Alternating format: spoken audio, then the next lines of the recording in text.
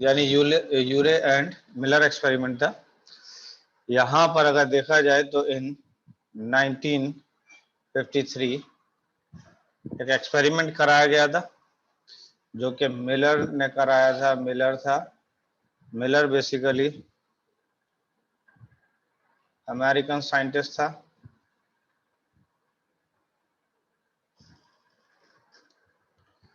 ठीक है, set up a condition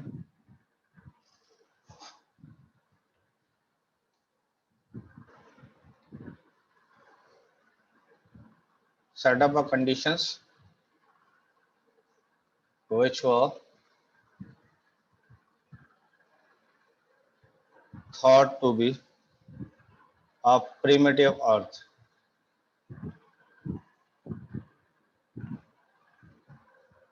इसका मतलब ये हुआ कि जो मिलर था, जो अमेरिकन साइंटिस्ट था, उसने ऐसी कंडीशन जनरेट कराई जो बिल्कुल अर्लियर अर्थ या प्रिमिटिव अर्थ पर थी। इस तरीके की कंडीशंस डेवलप कराई। ठीक है, उसके बाद उसने क्या किया कि ही टुक, कौन कौन सी गैसेस ली थी उसने, याद होगा आपको। दैट इज मीथेन था, अमोनिया था, हाइड्रोजन था, इन रेशियो दैट इज 2:1:2 में, एंड वाटर वेपर थे।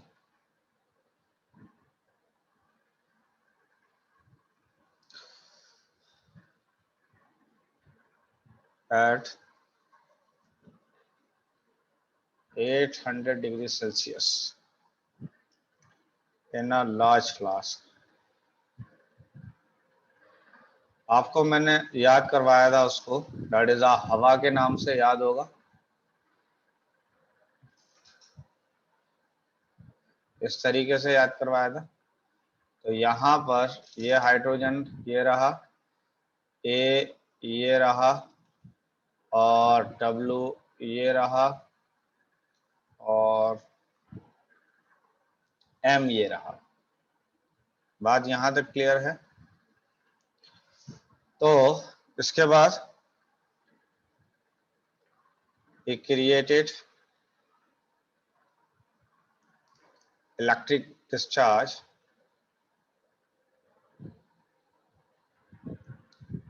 इसने इलेक्ट्रिक डिस्चार्ज क्रिएट करा by using 2 tungsten rod।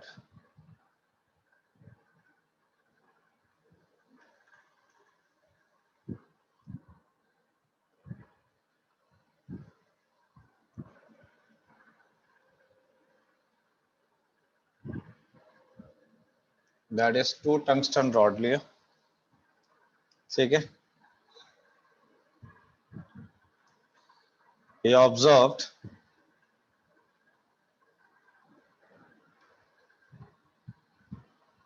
a formation of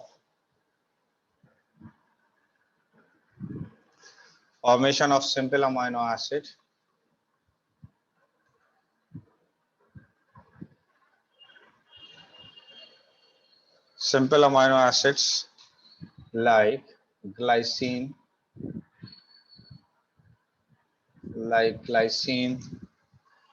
alanine,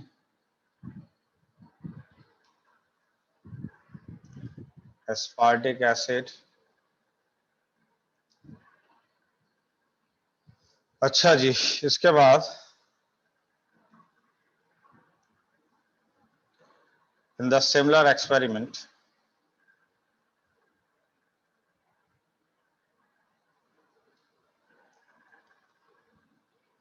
other scientists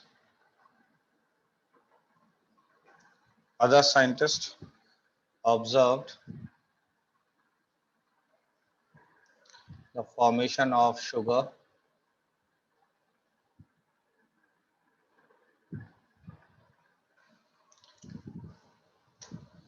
nitrogenous base,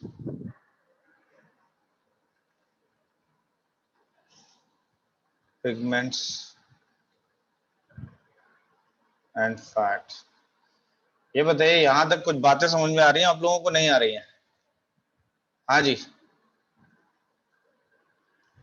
देखिए बात ये थी कि अगर आप देखें इस एक्सपेरिमेंट में, तो इस एक्सपेरिमेंट को कराया था यूरे और मिलर ने, ठीक है। जहां पर मिलर जो था एक अमेरिकन साइंटिस्ट था जिसने ऐसी कंडीशन जनरेट कराई थी जो प्रिमिटिव अर्थ पर कंडीशंस थी। उसने क्या किया कि 4 गैसेस ली थी और 4 गैसेस में वाटर वेपर लिया। इसका मतलब वाटर जो है वो वेपर की शक्ल में लिया और इसको हीट कराया चारों गैसेस को एट 800 डिग्री सेल्सियस पर। He created electric discharge by using 2 tungsten rod. उसने क्या किया था कि इस तरीके से अगर देखा जाए तो ऐसे करके फ्लास्क था और उसके अंदर ऐसे करके 2 टंगस्टन रॉड लिया था और इसके अक्रॉस अगर याद हो तो इसके अक्रॉस इस गैस को पास कराया था तकरीबन 1 वीक के लिए। और 1 वीक के बाद उसने देखा कि कुछ सिंपल अमाइनो एसिड बन गए हैं, जैसे ग्लाइसिन बन गया, जैसे एलानिन बन गया, एस्पार्टिक एसिड बन गया।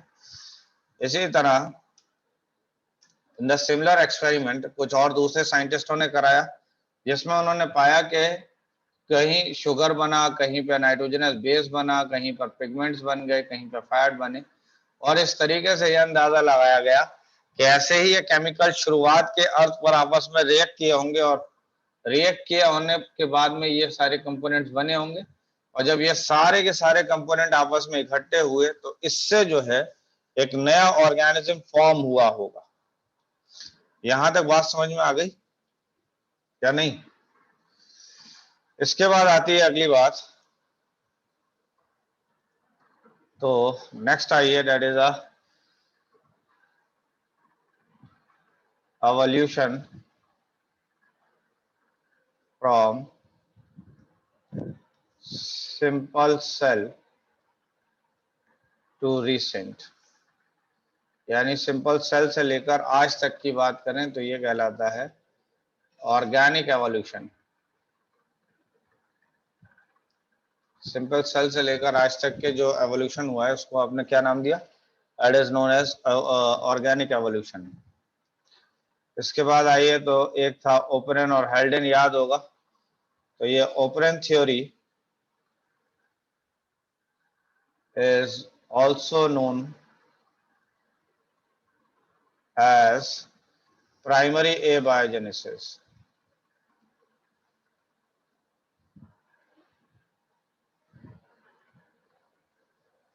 Primary abiogenesis।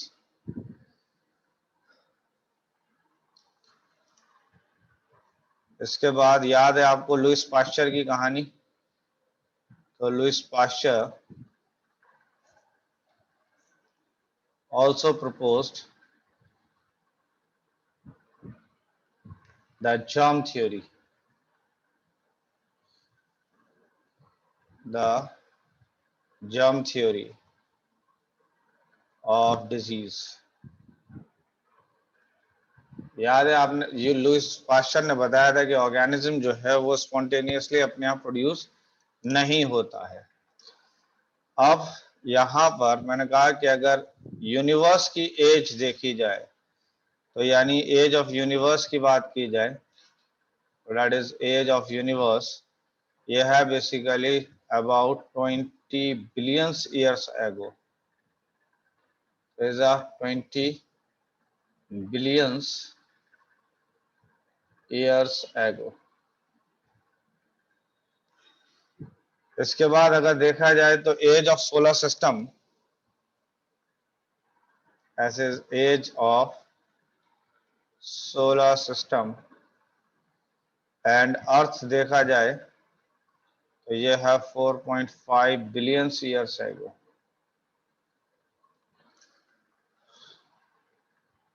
Life originate on earth, यानी जो लाइफ ओरिजिनेट हुई है अर्थ पर वो हुई है 4 बिलियन ईयर्स एगो।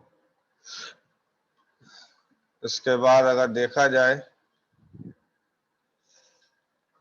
तो नॉन सेलुलर फॉर्म की बात कर लेते हैं, non cellular form of life.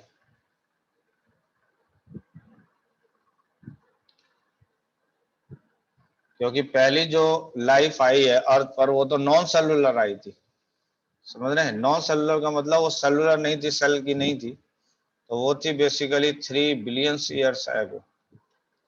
और पहली बार जो लाइफ जैसी कुछ बात आई वो आई थी 4 बिलियन ईयर्स एगो। और first cellular form of life, cellular form of life की अगर बात करें तो ये आई थी 2 बिलियन ईयर्स एगो।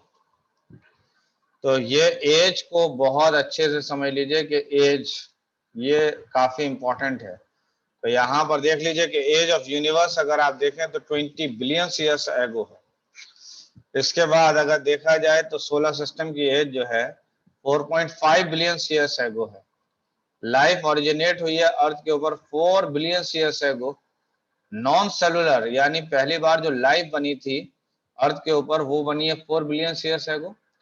अगर नॉन सेलुलर की बात करें, नॉन सेलुलर का मतलब हुआ जस्ट लाइक वायरस वगैरह, ये नॉन सेलुलर हुआ, तो ये 3 बिलियन ईयर्स एगो हो गया।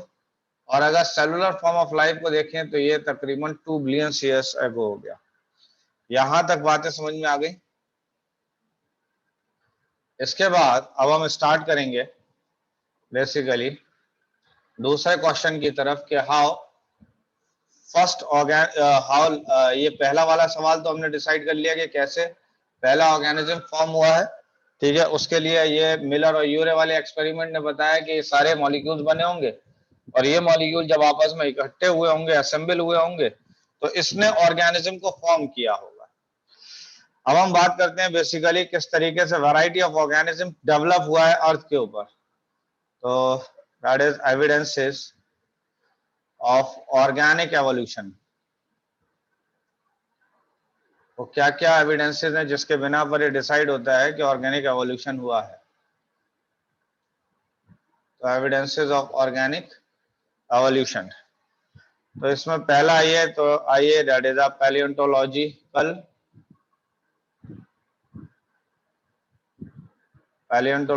एविडेंसेस।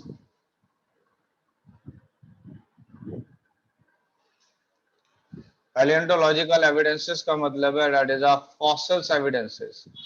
यानी फॉसिल्स हमें क्या बता रहा है, कैसे पता चला कि कैसे ये डिसाइड हुआ कि वैरायटी ऑफ ऑर्गेनिज्म डेवलप हुआ है। तो बेसिकली पहली बात फॉसिल्स होता क्या है, तो मैंने कहा कि fossils are the impressions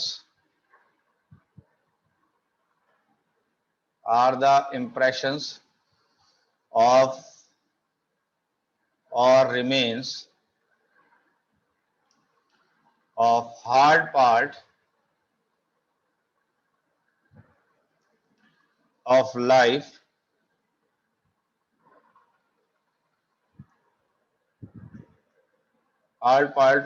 form found in rock।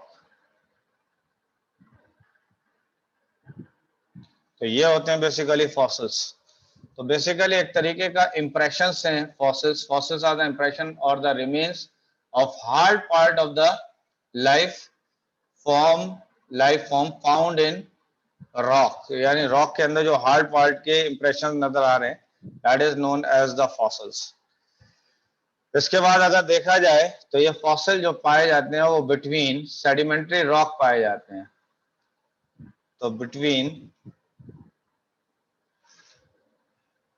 Sedimentary rock में पाए जाते हैं फॉसिल्स।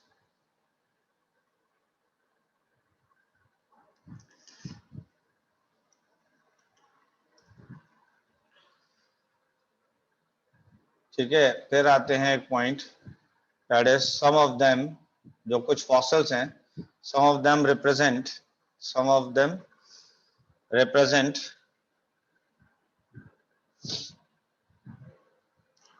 Extinct organism. यानी कुछ फॉसिल्स हमें बेसिकली एक्सटिंक्ट ऑर्गेनिज्म के बारे में इंफॉर्मेशन देते हैं, जैसे डायनासोर्स है।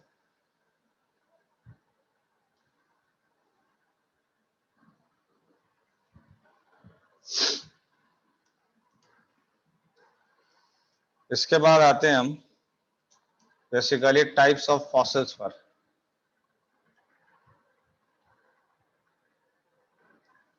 Types of fossils, types of fossils में एक आता है अनअल्टर्ड फॉसिल्स। ऐसे फॉसिल जिसमें कोई तक चेंजेस तकरीबन नहीं आया है। तो बेसिकली ये अनअल्टर्ड फॉसिल जो है प्रेजेंट इन ओरिजिनल फॉर्म। ये फॉसिल्स ऐसे हैं जो प्रेजेंट हैं इन ओरिजिनल फॉर्म, जिसमें कोई चेंजेस नहीं आया है। इन आइस और अम्बर ईटीसी। जैसे एग्जाम्पल के तौर पर देखा जाए तो वुली मैमॉथ की बात कर लें।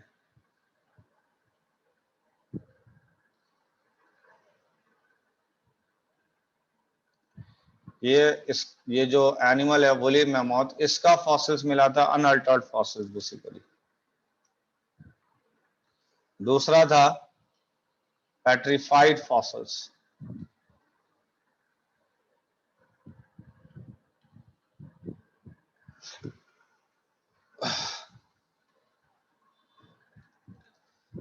यानी fossils are formed by the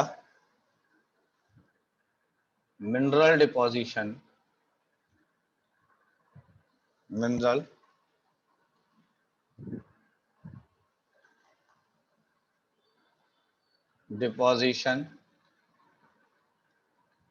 of dead part। तो डेड पार्ट का मिनरल डिपोजिशन की फॉर्म में ये इकट्ठा हो गया था, और इस डेड पार्ट के मिनरल्स को आपने नाम दे दिया नोन एज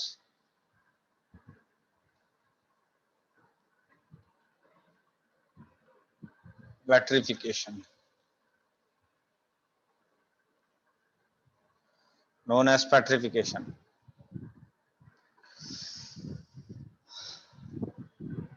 अब आते हैं कुछ और चीज, that is an archaeopteryx. Archaeopteryx का नाम सुना है कभी?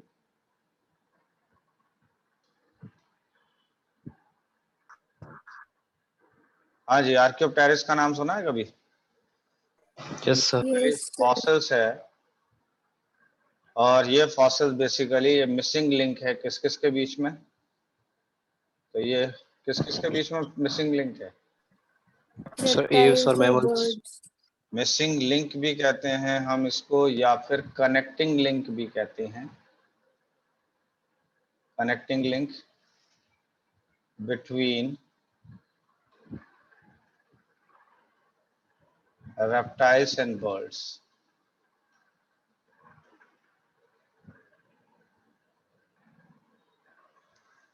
रेप्टाइल्स एंड बर्ड्स के बीच का कनेक्टिंग लिंक है बेसिकली। ठीक है, इसको डिस्कवर किया था, डिस्कवर्ड बाय एंड्रीज वैगनर ने from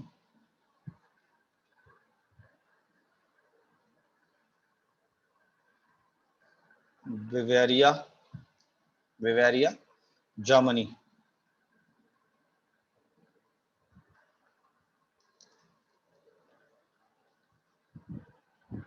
Bavaria, Germany.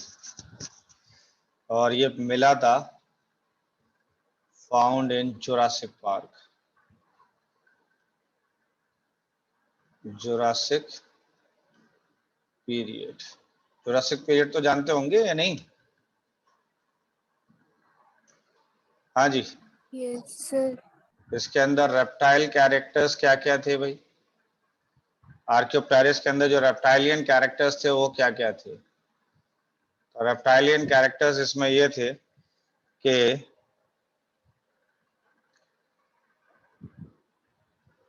Long lizard like tell थी, यानी इसकी जो टेल थी वो किसकी तरह थी? यानी लिजर्ड की तरह। नॉन न्यूमैटिक बोन्स थी। न्यूमैटिक बोन्स किसको कहते थे? Bones with cavity. यानी नॉन न्यूमैटिक बोन्स का मतलब है कि न्यूमैटिक बोन का मतलब तो हॉलो बोन्स था, यानी न्यूमैटिक बोन्स का क्या मतलब था, that is N hollow bones. और नॉन न्यूमैटिक का मतलब हुआ है कि इसमें मटेरियल भरा हुआ है, सॉलिड है ये, ठीक है। इसके अलावा वीक स्टर्नम है, स्टर्नम इसका वीक होगा, और टीथ प्रेजेंट इन जॉ, यानी टीथ प्रेजेंट होंगे जॉस के अंदर। अब आते हैं इसमें कि क्या एवियन कैरेक्टर थे इसके अंदर, यानी बर्ड वाले कौन से कैरेक्टर थे। तो इसकी बॉडी के ऊपर फेदर थे,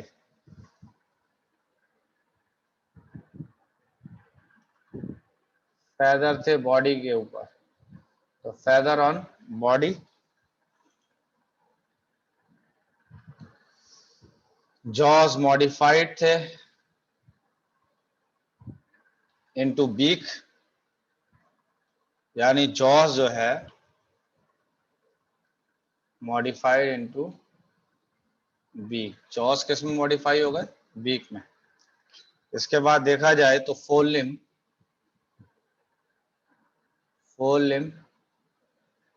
मॉडिफाइड इनटू विंग्स, यानी फोर लिम्ब मॉडिफाइड हो गए इसके अंदर विंग्स के अंदर। उसके बाद आई है हिंड लिम्ब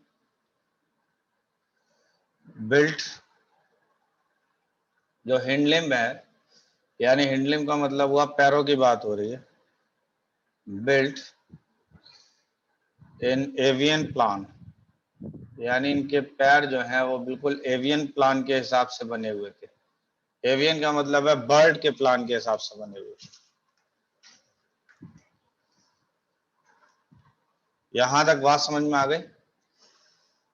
तो ये एक फॉसिल आर्कियोप्टेरिक्स के बारे में बात हुई, लेकिन अब हम लोग बात करते हैं एवोल्यूशन ऑफ हॉर्स के। तो this is the evolution of horse, यानी यहां पर पेडिग्री ऑफ हॉर्स हो जाएगा।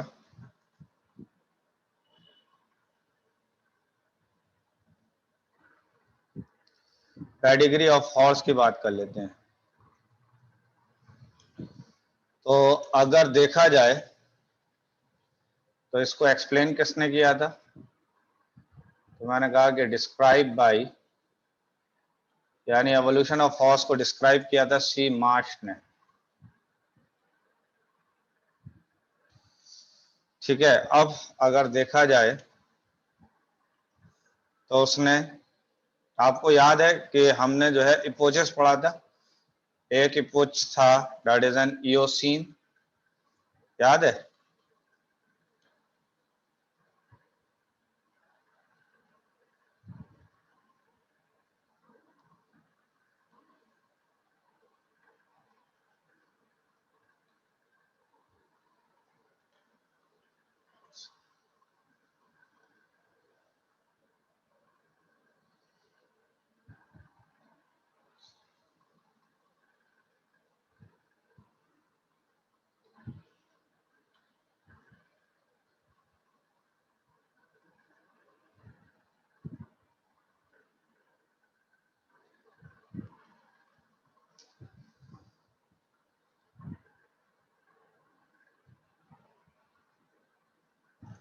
तो एक था इयोसीन, दूसरा था लाइगोसीन, तीसरा था मियोसीन, याद है, पियो मुझे पिलाओ, मियोसीन। उसके बाद है पैलियोसीन, और फिर था पेलिस्टोसीन।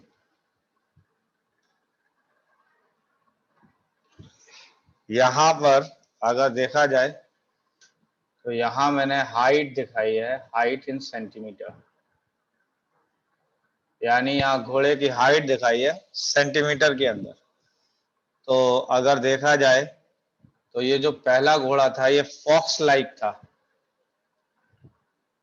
अगर देखा जाए तो पहला जो घोड़ा था ये फॉक्स लाइक था, फिर ये शीप के जैसा हुआ, यानी लोमड़ी से शीप के जैसा हुआ। फिर ये डंकी के जैसा हुआ, उसके बाद पोनी के जैसा हुआ, उसके बाद आज वाला है that is a modern horse है।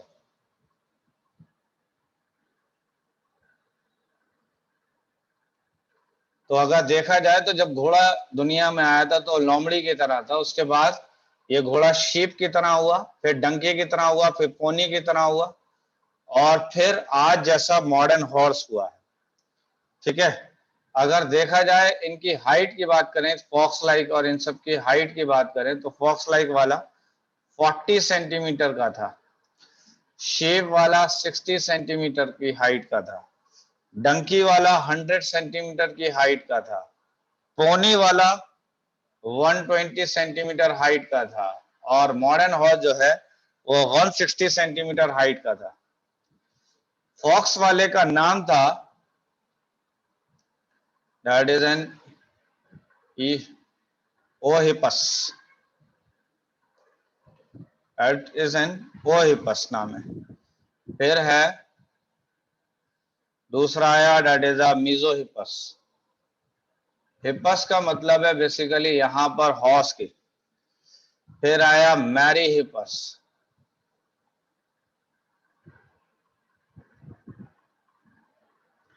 फिर इसके बाद आया दैट इज अ पिलियोहिपस, फिर इसके बाद आया एक्वस जो आज वाला घोड़ा है। अब यहां पर अगर देखा जाए तो यहां पर मैंने देखा है कि that is a number of toes, देख लेते हैं कि इनके पैर में कितने नंबर ऑफ टोज थे। तो अगर देखा जाए तो यहां पर 4 टोज थे और 1 स्प्लिंट बोन थी।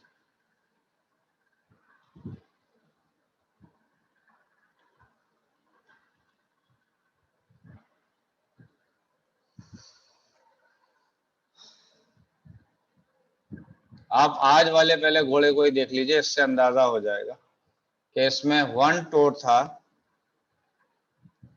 और अगर देखा हो तो ऐसे करके आपने देखा होगा, इस तरीके का घोड़े का पैर होता है, बीच में से ऐसे करके एक पार्ट होता है, देखा हो शायद। तो इसका मतलब है इसमें 2 स्प्लिंट है, स्प्लिंट 2 स्प्लिंट बोन है, एक टो है और इसके बीच में 2 स्प्लिंट बोन है। यहाँ पर अगर इयोसीन वाला जो फॉक्स लाइक था, इयोहिपस जो था, इयोहिपस के अंदर 4 टोड थे और एक स्प्लिंट बोन थी। यहाँ पर आ जाइए, तो यहाँ पर अगर आप देखें तो यहाँ पर 3 टो थे और 1 स्प्लिंट बोन थी।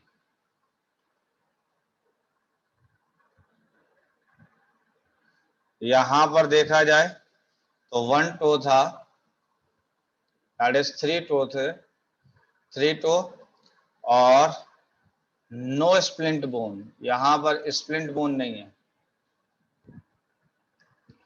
यहाँ पर अगर देखा जाए तो यहाँ पर अब 3 के बजाय सीधा 1 टो हो गया और यहाँ पर 2 स्प्लिंट बोन थी।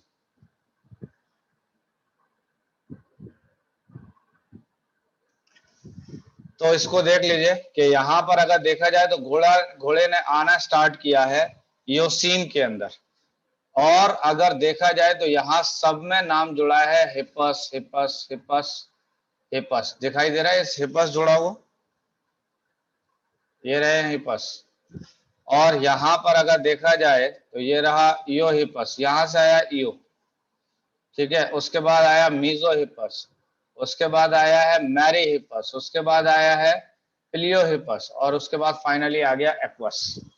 तो ये कुछ बात समझ में आई या नहीं आई है? तो यहाँ पर अब अगर देखा जाए तो क्या चेंजेस आ रहे हैं, हम उन चेंजेस को देखते हैं कि चेंजेस क्या क्या आए हैं। तो चेंजेस पहला था that is increment in body height. तो बॉडी हाइट के अंदर इंक्रीमेंट हुआ, लेंथ में इंक्रीमेंट हुआ है, लेंथ ऑफ नेक में इंक्रीमेंट हो गया, ठीक है, एंड लेग्स में इंक्रीमेंट हुआ है। इनमें बढ़ोतरी हुई है कि बॉडी का साइज बढ़ गया, नेक की लेंथ बढ़ गई और लेग्स बढ़ गए। दूसरी बात करें तो reduction in toes and fingers, reduction हो रहा है टोज और फिंगर्स के अंदर, ठीक है, ताकि रनिंग करने की हैबिट डेवलप हो रही है। एंड डेवलपमेंट ऑफ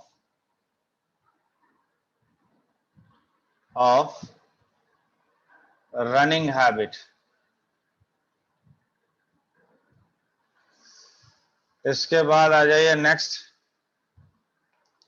तो अगर देखा जाए तो सर हाँ जी, सर स्प्लिन बोन्स क्या होता है?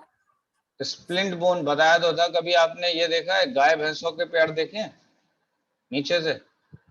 अगर आप देखेंगे तो इस तरीके का उसका स्ट्रक्चर होता है, और उसके बीच में अगर आप देखें तो ऐसे करके लाइन खींची हुई होती है, तो एक पार्ट ये हो जाता है और एक पार्ट ये हो जाता है, देखा है? ये जो दो पार्ट हैं इसको हम कहते हैं स्प्लिंट बोन, ये कहलाते हैं स्प्लिंट बोन। तो समझे नहीं समझे? और अगर इसी तरीके का पूरा स्ट्रक्चर था तो इसका मतलब है कि नो स्प्लिंट बोन है, यहाँ पे दो स्प्लिंट बोन है।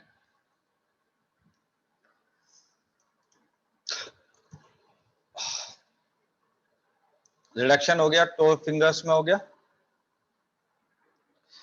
Development of high crown on teeth, और उसके बाद आ जाइए तो enlargement in size of brain, यानी साइज ऑफ ब्रेन जो है वो बड़ा होता जा रहा है। यहाँ पर, यहां तक कुछ बात समझ में आ गई या नहीं आ गई? हाँ जी। आ गई। के बाद ज्योग्राफिकल टाइम स्केल मैंने आपको बता दिया था, याद है? ज्योग्राफिकल टाइम स्केल याद है। ओके।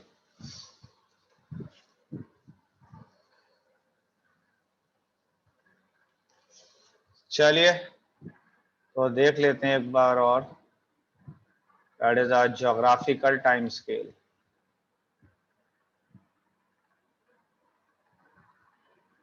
ज्योग्राफिकल टाइम स्केल की अगर बात की जाए तो इसमें मैंने कहा कि अबाउट 2000 मिलियंस ईयर एगो, और वो भी मायन कैलेंडर के हिसाब से, दी फर्स्ट लाइफ फॉर्म, पहली जो लाइफ फॉर्म हुई है उसको अगर आप देखें तो मायन कैलेंडर के हिसाब से देखा जाए तो तकरीबन 2000 मिलियन ईयर्स पहले फॉर्म हुई है। इसके बाद about 500 million years ago invertebrates are formed। तकरीबन 500 मिलियन ईयर्स एगो जो है लाइफ जो इनवर्टिब्रेट्स फॉर्म हुए हैं। इसके बाद देखा जाए तो ये है jawless fishes. Jawless fishes evolve हुई है अराउंड 350 मिलियन ईयर्स एगो। इसी तरीके से अगर सी वीड्स की बात की जाए, सी वीड जानते हैं, ब्राउन एल्गी की बात हो रही है, एंड फ्यू प्लांट्स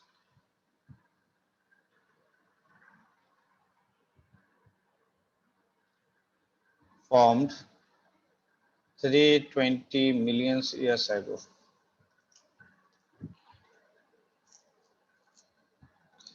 इसके बाद मैंने कहा कि first organism that invade on earth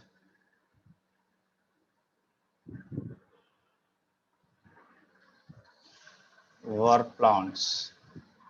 यानी जो पहली बार जमीन पे आए हैं वो आए हैं बेसिकली प्लांट्स आए हैं.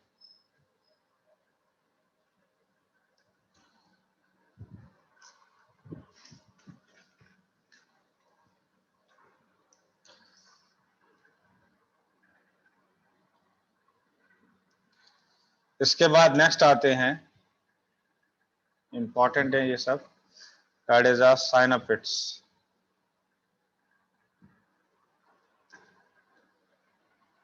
साइनेप्सिड्स ये basically was a mammal like reptiles.